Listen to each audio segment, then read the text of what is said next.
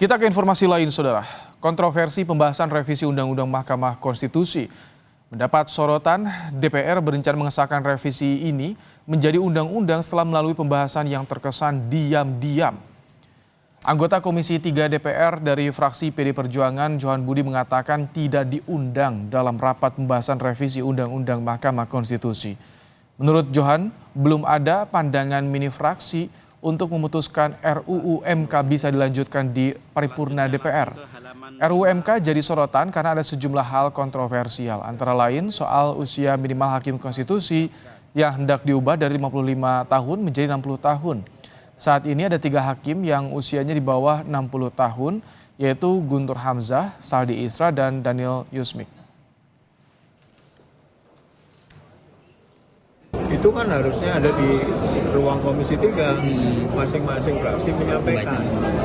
Nah, kemarin itu sekali lagi, apakah itu yang dilakukan kemarin, pimpinan komisi mengundang pemerintah, mengundang rapat, saya nggak tahu karena saya nggak ikut gitu loh. Tapi kabarnya udah ada undangan dari sekretariat Komisi 3 itu Bapak dapat nggak? Secara pribadi dapat undangan nggak? Enggak, saya nggak dapat.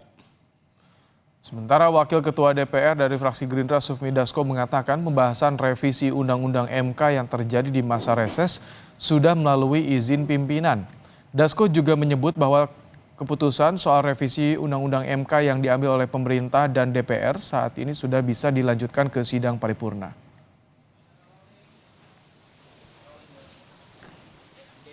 Bahwa keputusan yang sudah diambil antara pemerintah dengan DPR tinggal dilanjutkan di paripurna.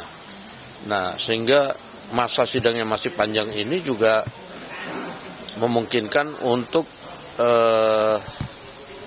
komisi terkait juga kembali berkoordinasi dengan pemerintah. Nah, sehingga apakah di sekarang atau di masa sidang nanti kita tunggu aja hasilnya. Tapi kan ini pembahasannya dilakukan di masa reses gitu ya. Nah, apakah sudah izin dulu ke pimpinannya atau bagaimana itu maksudnya? Iya, seharusnya kalau ada pembahasan di masa reses seharusnya sudah izin pimpinan. Dan itu saya sudah cek ada izin pimpinannya. Mantan Menko Polhukam yang juga mantan Ketua MK Mahfud MD menceritakan sejumlah pasal yang termuat dalam revisi Undang-Undang MK malah berpotensi mengganggu independensi hakim, khususnya yang terkait dengan aturan peralihan. Disebutkan dengan berlakunya undang-undang ini maka hakim MK yang sudah menjadi hakim lebih dari 5 tahun dan belum 10 tahun gitu akan atau harus dimintakan konfirmasi ke lembaga yang mengusulkannya.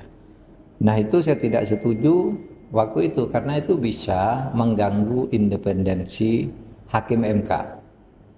Pada waktu itu sedang menjelang Pilpres, sehingga bisa saja hakim MK dibayang-bayangi oleh ancaman konfirmasi kepada institusi pengusul itu.